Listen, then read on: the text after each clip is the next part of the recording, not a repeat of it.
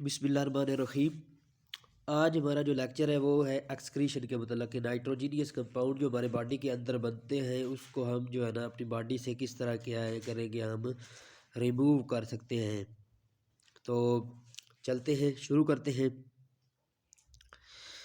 अगर हम बात करें जो हमारी बॉडी में एनिमल के अंदर जो न्यूट्रिएंट असिमिलेट हो जाते हैं, मिसाल के तौर पर कार्बोहाइड्रेट हम लेते हैं और लिपिड लेते हैं तो वो मेटाबोलाइज होकर कार्बन डाइऑक्साइड और अल्टीमेटली जो है वाटर में कन्वर्ट हो जाते हैं। और अगर हम प्रोटीन की बात करते हैं, या सारे के सारे MCQs के रेफरेंस से भी इम्पोर्टेंट है। सारी जो बातें हम कर रहे हैं वो MCQs के रेफरेंस से है, क्योंकि हमारा पेपर ही MCQs का होता है।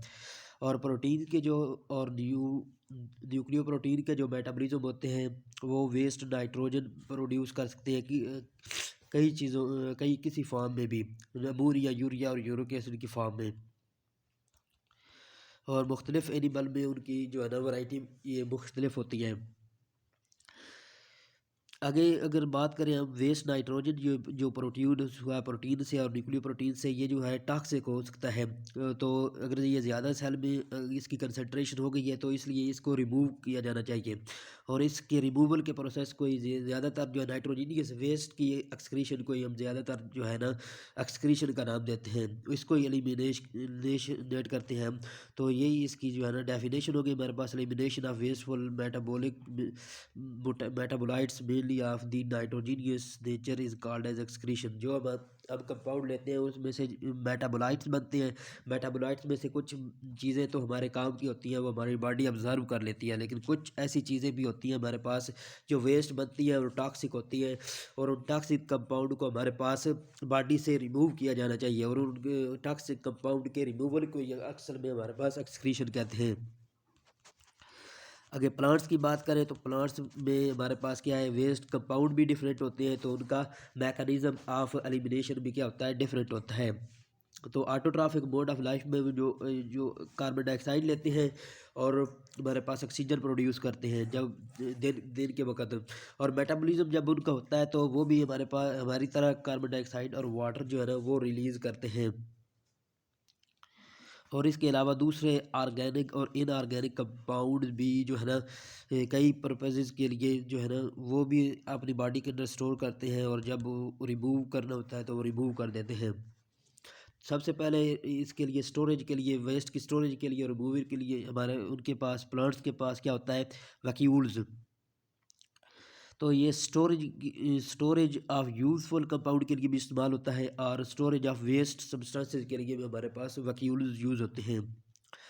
जब इनके हमारे पास वैक्यूल्स होते हैं, इनके में जब वेस्ट आना शुरू हो जाते हैं तो ये अकामुलेट होना शुरू हो जाते हैं इधर। और वैक्यूल के अंदर क्या होती है, क्रिस्टल फार्मेशन बनना शुरू हो जाती है, और वो सैचुरेटेड होना शुरू हो जाते हैं। जब ज़्यादा सैचुरेटेड हो जाते हैं तो हमारे पास लीव्स वगैरह में जो होते हैं तो वो पत्ते वगैरह झड़ जाते हैं, तो उनके साथ ही हमारे पास कंपाउंड भी चले जाते हैं, या फिर उनको एक्सक्रीट किया जाता है बॉडी से।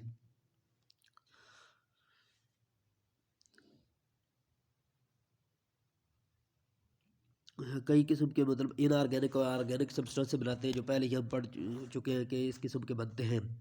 आगे लीव्स की हम बात करें तो लीव्स में क्या होता है, ज़्यादातर हमारे पास वेस्ट कंपाउंड क्या होता है, स्टोर हो जाते हैं।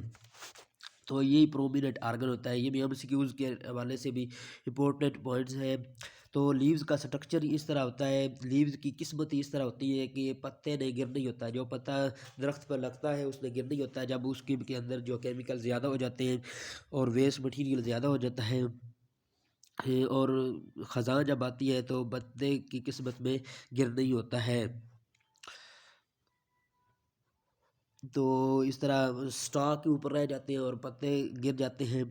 और कुछ जो है ब्लू बल्ब की बेल की बात करें तो इसका सारा का सारा स्टॉक जो ज़मीन के ऊपर होता है वो सारे का सारा गिर जाता है, और ज़मीन अंडरग्राउंड पार्ट ही बाकी रह जाता है बल्ब वाला। तो इस तरह अगर हम पत्ते जब जो गिरते हैं उनके अंदर कई किस्म के केमिकल स्टोर होते हैं, और जब हम उनका एनालाइज करें या गार्डनर उनको फाइंड करें तो उसमें के अंदर कई किस्म के मिनरल निकलते हैं।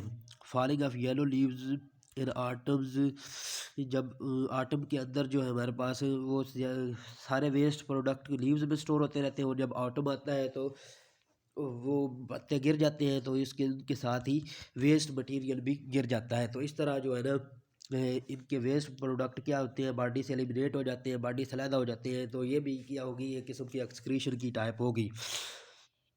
तो इसी वजह से हमारे पास लीव्स को एक्सक्रीटोफोर्स भी कहा जाता है। ये बड़ा मशहूर एमसीक्यूज़ है कि लीव्स को हमारे पास एक्सक्रीटोफोर्स भी कहा जाता है।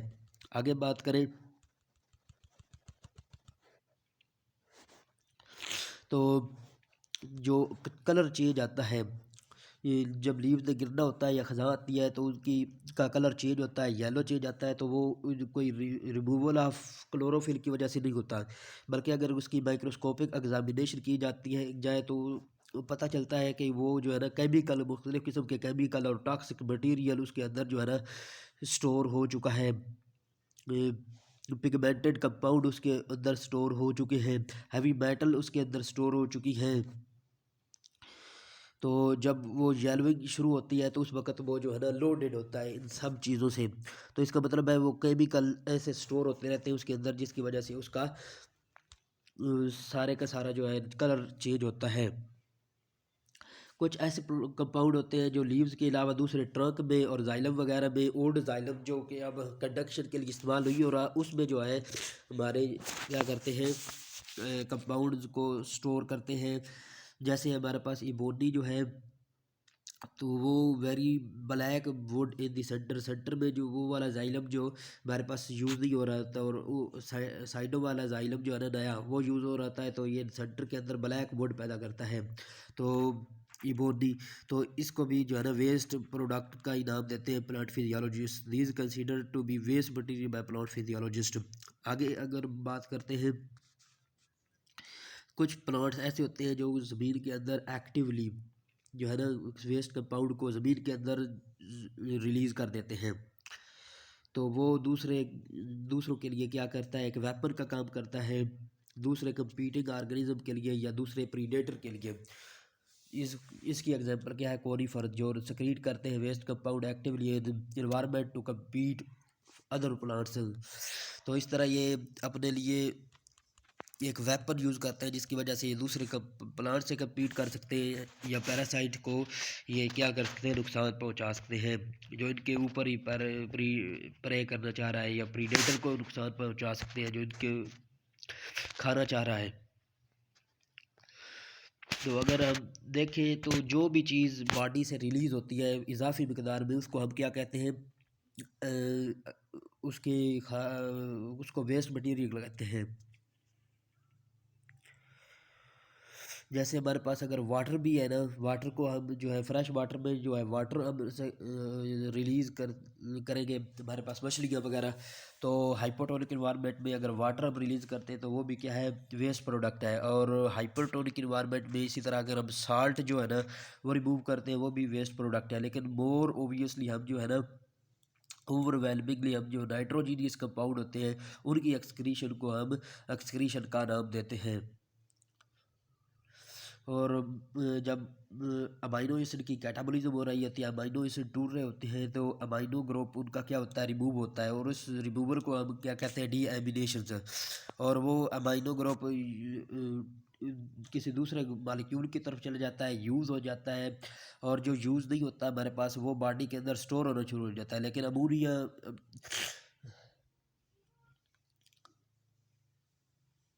आगे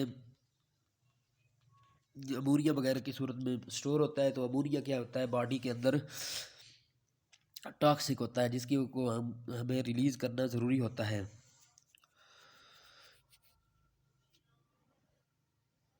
तो वो उसके लिए रिलीज़ करने के लिए वाटर में उसको डिज़ाल्व किया जाता है, तो और एक्सक्रीट कर दिया जाता है, ताकि बॉडी के अंदर और प्लाज्मा वगैरह के अंदर हमारे पास टॉक्सिक राइज ना हो जाए।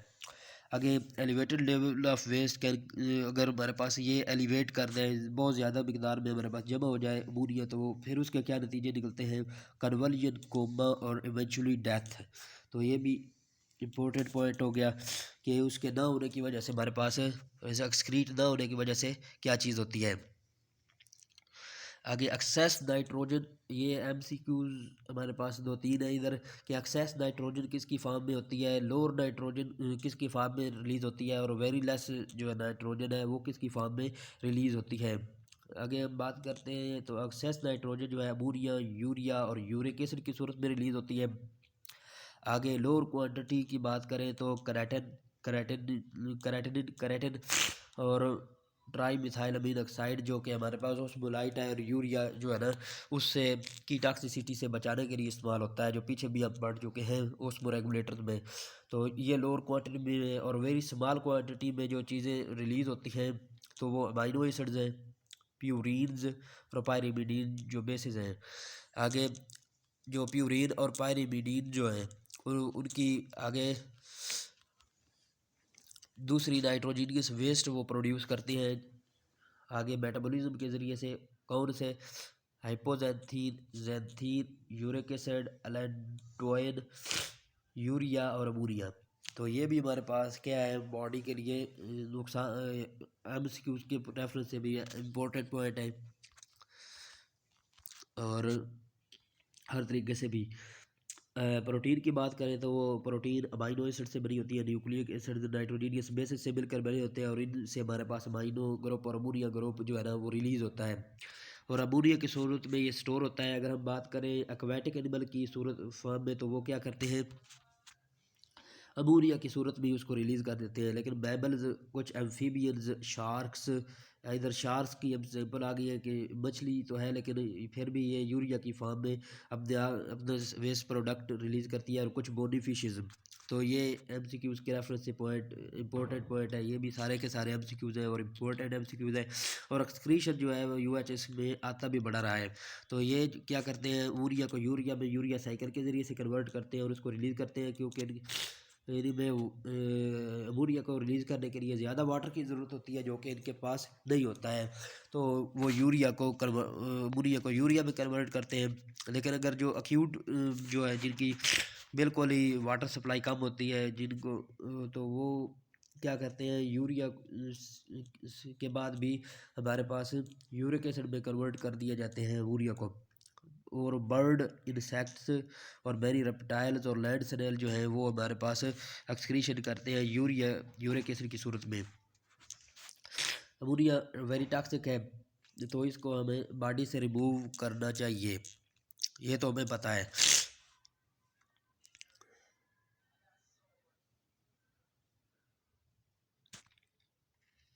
तो इसकी इसको एक्सक्रीट करने के लिए, लो कंसनट्रेशन करने के लिए बॉडी को लार्ज अमाउंट ऑफ वाटर की ज़रूरत होती है, और ये जो है ना सिर्फ हाइपोटोनिक एनवायरनमेंट या फ्रेश वाटर में ही ये कंडीशन पाई जाती है। तो ये जो फ्रेश वाटर में एनवायरनमेंट रहते हैं उनके एक्सक्रीटरी जो हमारे पास कंपाउंड है वो यूरिया है। जैसे अगर हम बात करें तो तकरीबन हाफ जो है लीटर या 500 मिलीलीटर जो है ना वाटर वो नीडेड होता है अमोनिया के एक्सक्रीशन के लिए। तो इतना ज़्यादा जो हमारे पास इसके लिए वाटर की ज़रूरत होती है। आगे अगर हम देखें, जब हमारे पास वाटर की सप्लाई रिस्ट्रिक्टेड हो जाती है, जैसे हम टर्शियल इन्वायरमेंट में आ रहते हैं, जैसे हम जहाँ मैमल वगैरह रहते हैं तो वहाँ वाटर की सप्लाई कम होती है, तो वो उधर अमोनिया तो एक्सक्रीट करने के लिए हमें ज़्यादा वाटर की ज़रूरत होती है, तो हाँ वो क्या करते हैं अमोनिया को यूरिया में कन्वर्ट करते हैं, जिसको एक्सक्रीट करने के लिए हमें कम मिकदार में वाटर की ज़रूरत होती है यूरिया साइकिल के ज़रिए से। तो वो यूरिया को एक्सक्रीट करने के लिए सिर्फ 50 मिलीलीटर वाटर की ज़रूरत होती है, मतलब जो है उससे बहुत ज़्यादा कम 10% ही वाटर हमें ज़रूरत होता है एज़ कम्पेयर टू हमारे पास अमोनिया 1 ग्राम नाइट्रोजन को रिमूव करने के लिए। और अमोनिया की सूरत में जो नाइट्रोजन रिमूव हो रहा है वो ज़्यादा कम है, और मतलब ज़्यादा वाटर के साथ रिलीज़ हो रहा है, और यूरिया की फॉर्म में वो कम वाटर के साथ रिलीज़ हो रहा है। मतलब यूरिया जो है लेस टॉक्सिक है और अमोनिया मोर टॉक्सिक है। तो इधर जो है एक्सक्रीटरी जो नाइट्रोजन है उसको मेटाबॉलिकली हम जो है ना कन्वर्टेड इनटू यूरिया साइकिल के ज़रिए से यूरिया में कन्वर्ट करते हैं। और ये टर्शियल इन्वायरमेंट में रिस्ट्रिक्टेड सप्लाई जहाँ होती है, जैसे मैमल वगैरह होते हैं, और ऊपर एग्जांपल हम गुजर चुकी है कि कौन अमोनिया की सूरत में खारिज करता है, जो कौन यूरिया की सूरत में खारिज करता है और कौन यूरिक एसिड की सूरत में खारिज करता है। तो ऐसे इन्वायरमेंट जो अक्यूट शार्टेज में रहते हैं, जिनको वाटर की कमी का इंतहाई सामना करना पड़ता है, तो उनके लिए ऐसा प्रोडक्ट या एक्सक्रीटरी प्रोडक्ट हमें चाहिए जो मिनिमम वाटर के साथ भी रिमूव हो सके। तो उसके लिए वो क्या करते हैं, यूरिक एसिड में नाइट्रोजन को मेटाबोलाइज करके यूरिक एसिड में कन्वर्ट करते हैं, और 1 मिलीलीटर ही वाटर हमारे पास 1 ग्राम के लिए यूज होता है। मतलब ये जो है 500 गुना कम हमारे पास बात करें तो हमारे पास यूरिक एसिड के लिए वाटर की ज़रूरत होती है। तो ये बहुत ही कम मिकदार में वाटर के साथ भी रिलीज़ हो सकता है। तो इसलिए रेप्टाइल बर्ड वगैरह जो ऐसे इन्वायरमेंट में रहते हैं जो कि बिल्कुल ही ड्राई किस्म का इन्वायरमेंट होता है, तो वो यूरिक एसिड की फॉर्म में क्या करते हैं, एक्सक्रीटिव प्रोडक्ट करते हैं। तो जो अमोनिया की खारिज करते हैं नाइट्रोजन गैस, उसको मोनोटैलिक, और जो यूरिया को एक्सक्रीट करेगा उसको यूरियोटैलिक, और जो यूरिक एसिड को एक्सक्रीट करेगा उसको यूरिकोटैलिक हम कहेंगे। आगे अगर बात करें तो ये यूरियोटैली और यूरिकोटैली ये दो हैं। अब ये नॉर्मली हमारे पास अमोनिया की सूरत में खारिज होता है नाइट्रोजन, जो कि लार्ज अमाउंट ऑफ वाटर के साथ रिलीज होता है। लेकिन जब यूरियोटैली और यूरिकोटैली की हम बात करते हैं तो ये हमारे पास क्या है कि एवोल्यूशनरी अडाप्टेशन होती हैं। ये एनिमल ने अपने अंदर एवोल्यूशन किया हुआ है, जिसके ज़रिए से ये थोड़े वाटर के साथ जो है ना नाइट्रोजन को रिलीज़ कर सकते हैं।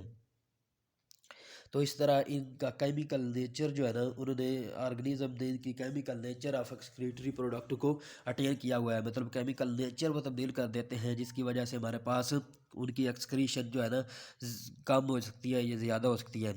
ये केमिकल नेचर को भी मेंटेन किया हुआ है। और इसके अलावा हमारे पास और भी इनके स्ट्रक्चर में भी अडाप्टेशन होती है, जो कि इनको एक्सक्रीट करने में मदद करती है। मतलब हर ऑर्गेनिज्म के एक्सक्रीटरी सिस्टम, जैसे यूरिनरी सिस्टम है हमारा, तो वो क्या होता है, उसका सिस्टम डिफरेंट होता है। कुछ में नेफ्रीडिया, कुछ में प्रोटोनेफ्रीडिया पाए जाते हैं, कुछ में फ्लेम सेल्स पाए जाते हैं, कुछ में मल्पीगियन ट्यूब पाई जाएंगी, जो हम आगे जाके पढ़ेंगे। तो इधर हम कुछ मॉडल अभी से पढ़ लेते हैं। हाइड्रा की अगर हम बात करें, ये नाइजीरियन है, हमें पता है सिलोड्रेट है, फ्रेश वाटर में पाया जाता है, फ्री लिविंग है। तो इसमें क्या है, इसमें कोई स्पेशलाइज एक्सक्रीटरी स्ट्रक्चर नहीं होता है। तो इसका जो है ना वेस्ट प्रोडक्ट जो है ना डिफ्यूजन के ज़रिए से इसकी बॉडी के से बाहर चला जाता है वो। और इसकी बॉडी भी जो है ना आइसोस्मोटिक इसकी होती है सराउंडो के लिहाज से। अगर हम देखें प्लेनेरिया की बात करें तो इसमें क्या होते हैं हमारे पास, ये हमारे पास पता है कि प्लेटी एलिमेंथस या फिर फ्लैट वर्म होते हैं। तो इसमें क्या होता है, simple tubular excretory system, protonephridium. ये भी एमसीक्यूज के रेफरेंस से हमारे पास इंपॉर्टेंट पॉइंट है। प्रोटोनेफ्रीडियम क्या होता है, नेटवर्क ऑफ क्लोज्ड ट्यूब्यूल्स होता है, और इनमें कोई इंटरनल ओपनिंग नहीं होती। Network of close tubule without internal opening, ये भी एफएससी के हवाले से, एमसीक्यूट के हवाले से इंपॉर्टेंट पॉइंट हो गया। आगे ट्यूब्यूलर सिस्टम्स की ये बात करें, ट्यूब्यूल्स की सिस्टम की बात करें तो ये सारी बॉडी में फैला होता है, और ब्रांचेस होती है इसकी, और ब्रांचेस के ऊपर कैपिंग होती है। तो कैपिंग के ज़रिए से होती है, सेलुलर सेटअप के ज़रिए से होती है, और उन सेटअप को हम क्या कहते हैं, फ्लेम सेल्स। तो हर एक फ्लेम सेल जो है उसके अंदर क्या होता है, सीलिया होता है, और उस सीलिया की वजह से इंटरस्टिशियल फ्लूइड क्या करता है, मूव करता है। नाइट्रोजन के वेस्ट जिसमें होते हैं वो भी मूव करते हैं, और वो फिर अब्जॉर्ब हो जाते हैं किसी स्ट्रक्चर के ज़रिए से। तो इसकी सीलिया जो है ना ट्यूब्यूलर सिस्टम में जो है ना इंटरस्टिशियल फ्लूइड को मूव करने के लिए इस्तेमाल करता है। और जो सीलिया होते हैं जब ये बीट कर रहे होते हैं, हरकत कर रहे होते हैं, और इंटरस्टिशियल फ्लूइड को हरकत दे रहे होते हैं, तो ये फ्लिकरिंग फ्लेम की तरह दिखाई देते हैं। तो इसी वजह से इसको फ्लेम सेल का नाम दिया जाता है।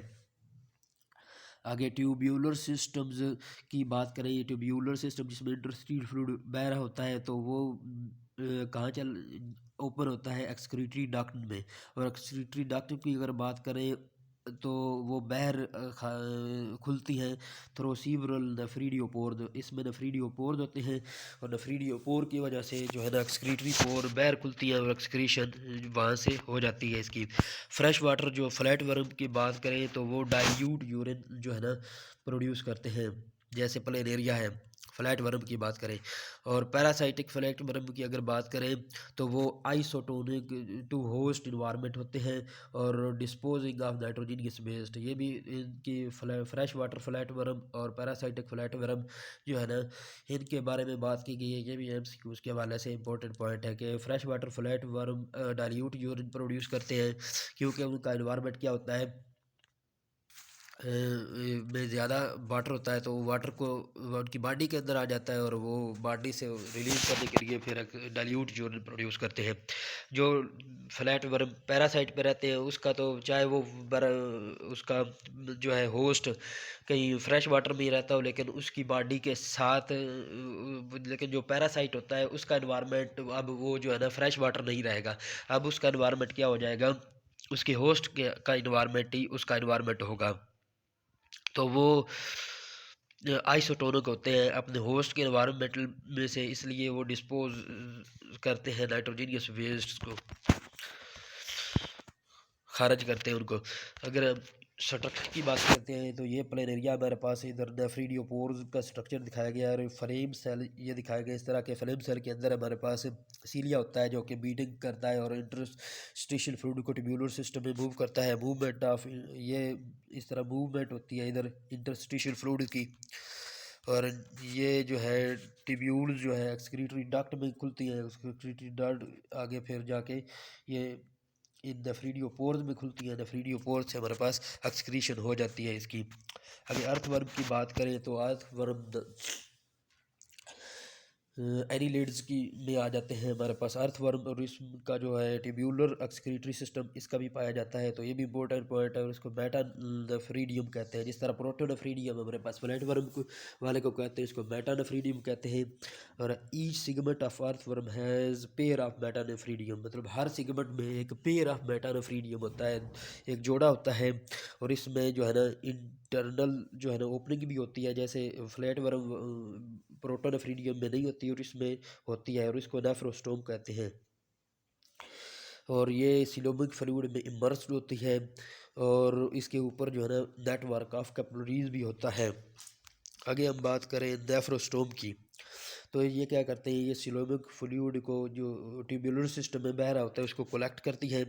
जैसे ये फ्लूइड ट्यूबुलर सिस्टम में मूव करता है हमारे पास सिलोमिक फ्लूइड, तो उसमें क्या करते हैं जो एपिथेलियल सेल होते हैं वो साल्ट वगैरह जो उसके ल्यूमर से गुजर रहा होता है उसको ऑब्जर्व करते हैं और ब्लड वेसल की तरफ उन साल्ट को भेज देते हैं जिन्होंने नेफ्रीडियम को सराउंड किया होता है, उन कैपिलरीज की तरफ वो भेज देते हैं। मतलब ट्यूबुलर सिस्टम से साल्ट को वो ऑब्जर्व करते हैं और वेसल्स की तरफ भेज देते हैं और वो जो साल्ट चले जाते हैं, बाकी जो बच जाता है वो यूरिन होता है जिसमें नाइट्रोजनियस वेस्ट होता है और उसको एक्सक्रीट कर दिया जाता है। इसके स्ट्रक्चर की हम बात करें तो ये इसका स्ट्रक्चर होता है, इसमें ब्लैडर वगैरह होता है, septum collecting tubule capillary network है, नेफ्रीडियोस्टोम और नेफ्रीडियोपोर पाए जाते हैं।